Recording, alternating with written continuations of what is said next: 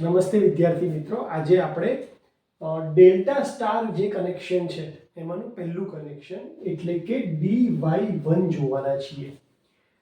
dy1 d એ indicate કરે છે HV winding એટલે કે પ્રાઇમરી, y ઇન્ડિકેટ કરે છે LV વાઇન્ડિંગ એટલે કે સેકન્ડરી અને 1 ઇન્ડિકેટ કરે છે ફર્સ્ટ અને સેકન્ડ એટલે કે HV અને LV વચ્ચે કેટલા ડિગ્રીનો ફેઝ શિફ્ટ મળશે. 1 લખ્યું છે એ ક્લોકની પોઝિશન દેખાડે છે. D હંમેશા રેફરન્સ તરીકે એટલે કે HV રેફરન્સ તરીકે બાર ઉપર જ હોય છે. LV નો કાંટા છે એની પોઝિશન ક્યાં લખી હોય છે? અહીંયા પાછળ. અહીંયા લખ્યું છે કે 1 એટલે કે 1 આખા ઘડિયાળની અંદર 360 ડિગ્રી હોય અને 12 કલાક છે એટલે 360 ભાગ્યા 12 કરો તો 1 કલાકમાં તમને 30 ડિગ્રીનો ડિફરન્સ મળે.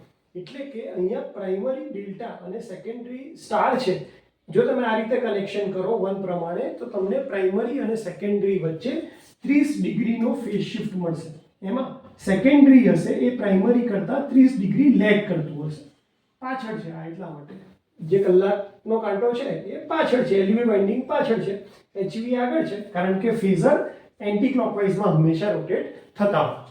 તો આના ઉપરથી મને એટલું ખબર પડે કે dy1 કનેક્શન કરવાથી મારી સેકન્ડરીમાં જે વોલ્ટેજ ઇન્ડ્યુસ થશે એ પ્રાઇમરી કરતાં 30 ડિગ્રી લેગ કરતો હશે. હવે આવે એના ફેઝર ડાયાગ્રામની વાત. તો સૌથી પહેલા D છે એટલે હું ડેલ્ટા બનાવી લઈશ અને આનો એક રેફરન્સ સેટ કરીશ જેથી ખ્યાલ રહે. આપણને ખબર છે કે હું ઇનપુટ હંમેશા 1 નંબરના ટર્મિનલ ઉપરથી જ આપવાનો છું. A2 A1, અહીંયા આપણે લખીશું B2 B1 અને અહીંયા લખીશું C2 C1 એટલે કે 1 નંબરના ટર્મિનલ ઉપરથી જ હંમેશા હું ઇનપુટ આપવાનો છું.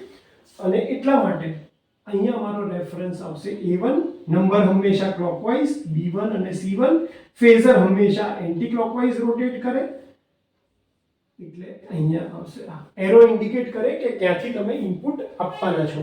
તો આ A1 ઉપર એરો છે, C1 ઉપર એરો છે અને B1 ઉપર એરો છે. બાકીના જે ટર્મિનલ બચ્યા એ થશે તમારા A1 એટલે અહીંયા થઈ જશે A2, આ B1 છે એટલે અહીંયા થઈ જશે B2 અને આ C1 છે એટલે અહીંયા થઈ જશે C2.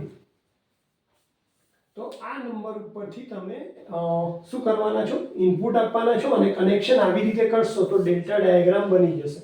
તો ડેલ્ટા ડાયાગ્રામ માટે કનેક્શન કઈ રીતે કરવો પડશે? અહીંયા C1 છે તો A1 ને C1 સાથે કનેક્ટ કરી દો. સોરી, આ C1 છે એટલે અહીંયા બનશે તમારું C2. સોરી, C1 છે તો C2. તો પહેલા A2 ને કનેક્ટ કરીએ B1 સાથે એટલે તમારો A2 કનેક્ટ થશે B1 સાથે, તમારો B2 કનેક્ટ થશે C1 સાથે એટલે કે B2 કનેક્ટ થશે C1 સાથે અને C2 કનેક્ટ થશે A1 સાથે.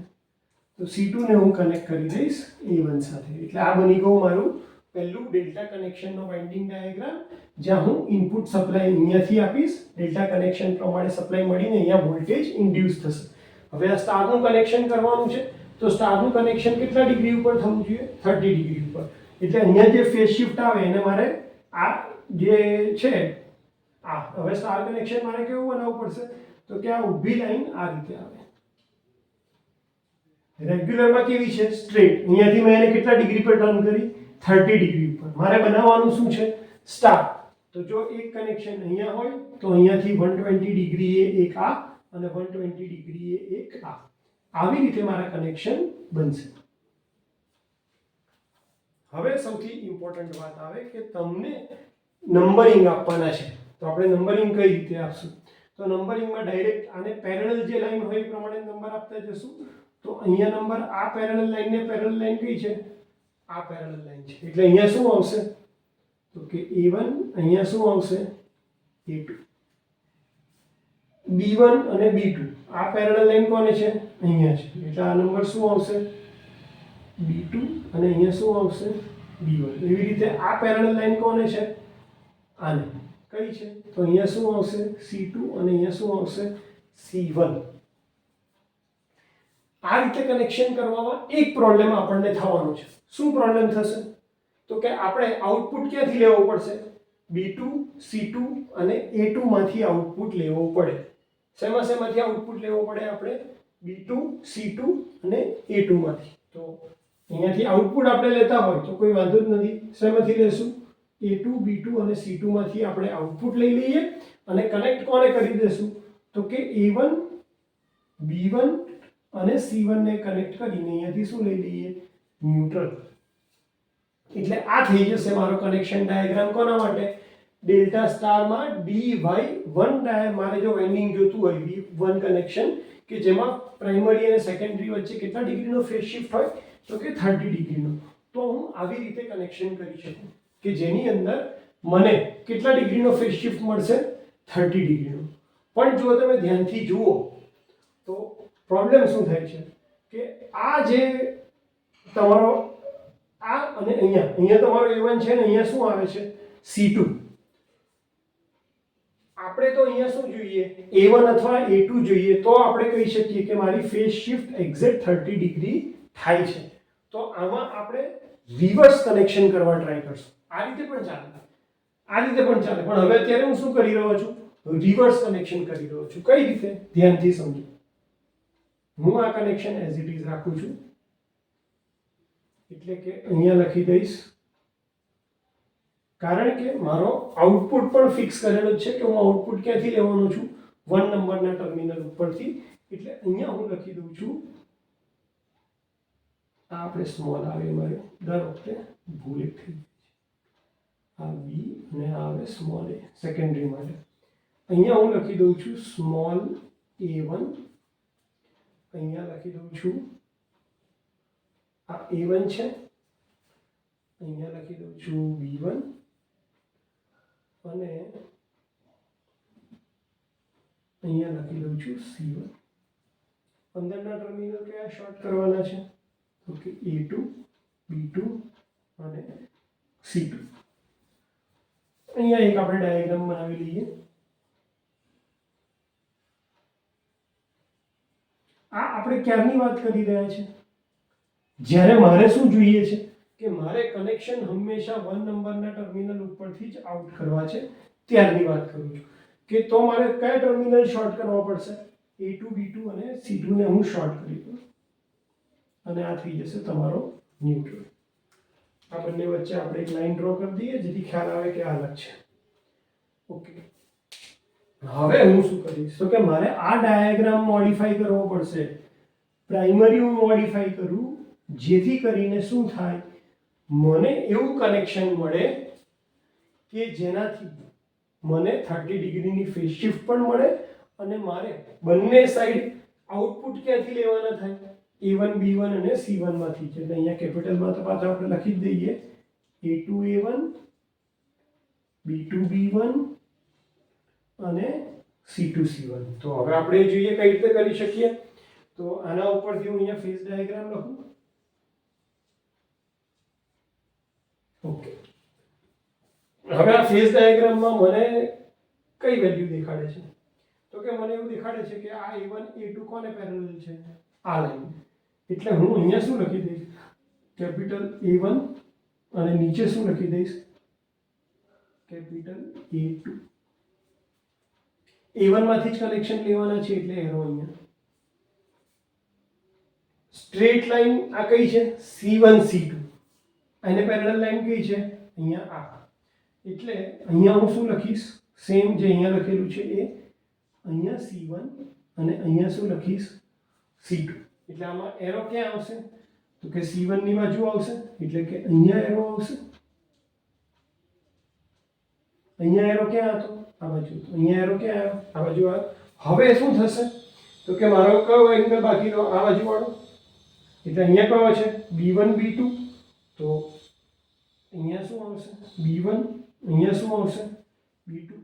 આ B1 છે તમારો આઉટપુટ ઇનપુટ ટર્મિનલ, કેપિટલ આવશે બંને. તો હવે મારો ફેઝર ડાયાગ્રામ, એટલે જો હું આ રીતે કનેક્શન કરું તો મને એક્ઝેક્ટ કેવો વેક્ટર ડાયાગ્રામ મળે જે મારે જોઈએ છે. કારણ કે આ ટાઈપના કનેક્શન કરવાથી પ્રોબ્લેમ શું થતો હતો? આમાં પણ હું 1 નંબર ઇનપુટ તરીકે લેતો હતો, પણ મારો જે વેક્ટર ડાયાગ્રામ આવતો હતો એ કેટલા ડિગ્રી પર આવતો હતો?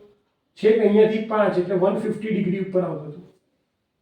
જ્યારે મારે કેટલા ડિગ્રી ઉપર જોઈએ છે? 30 ડિગ્રી ઉપર. એટલે જો મારે અહીંયા લાવવું હોય A1 ને તો મારે કનેક્શનમાં શું ચેન્જ કરવા પડે?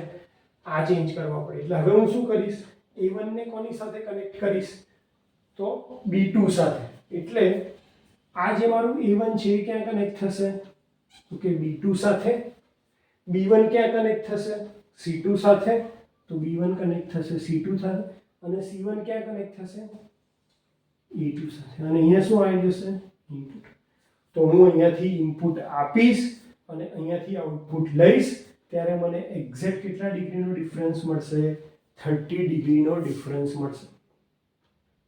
તો વેક્ટર ડાયાગ્રામમાં પણ તમારે સાચા થવું હોય, તમારે કનેક્શન ડાયાગ્રામમાં પણ સાચા થતું હોય, તો પહેલા તમને આ રીતે એક ડાયાગ્રામ બનાવતા આવડવું જોઈએ. આના ઉપરથી તમે કનેક્શન કરી શકો. આ કનેક્શન સાચા જ હતા. ક્યારે, જ્યારે મારે આઉટપુટ ક્યાંથી લેવાનો હોત, 2 નંબર ઉપરથી લેવાનો હોત, તો આ કનેક્શન ડાયાગ્રામ સાચો જ છે.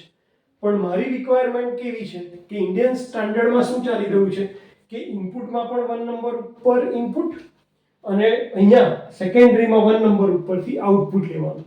તો મારે ડાયાગ્રામમાં આ રીતે મોડિફિકેશન કરવું પડે અને મોડિફિકેશન પ્રમાણે મારે આ રીતે કનેક્શન કરવા પડે. તો આ બંને કેસ સાચા છે. બંને કેસમાં મને શું મળે છે, 30 ડિગ્રીની ફેઝ શિફ્ટ. પણ અહીંયા આ જે ફેઝ શિફ્ટ છે એ કેટલા ડિગ્રીની થઈ જાય છે, 150. ડાયાગ્રામ અને કનેક્શન આ પણ સાચા છે, પણ આમાં ફેઝ શિફ્ટ જે છે એ કેટલા ડિગ્રીની મળી જાય છે, 150. મારે તો કેટલા ડિગ્રીની જોઈએ છે, 30 ડિગ્રીની. એટલા માટે કનેક્શન મેં કઈ રીતે કર્યા છે, ઊંધેથી કર્યા છે, જેથી કરીને મારા ડાયાગ્રામ સાચા પણ પડે અને એના પ્રમાણે કનેક્શન પણ મારું કેવું પડે, સાચું પડે. તો આ વિડીયો થોડોક લાંબો હશે અને સ્લાઇડ કદાચ તમને કન્ફ્યુઝન થશે પહેલી વારમાં, કારણ કે આપણે જે સ્ટાન્ડર્ડ રીત બનાવી છે પેરેલલ કમ્પેર કરીને, એની અંદર શું પ્રોબ્લેમ થયો અને પ્રોબ્લેમ કઈ રીતે રેક્ટિફાઈ કર્યો એ આપણે જોયું છે. એટલે કદાચ તમારે 2 વખત વિડીયો જોવો પડે, પણ આઈ હોપ કે એકવાર જોશો પછી તમને ડાયાગ્રામ બનાવવામાં કોઈ વાર ભૂલ આવશે નહીં. તો હોપ કે આ વિડીયો તમે 2 વખત જોજો અને નોટ્સ બનાવજો, તો તમે પ્રોપરલી ડાયાગ્રામ ડ્રો કરી શકશો. Thank you so much.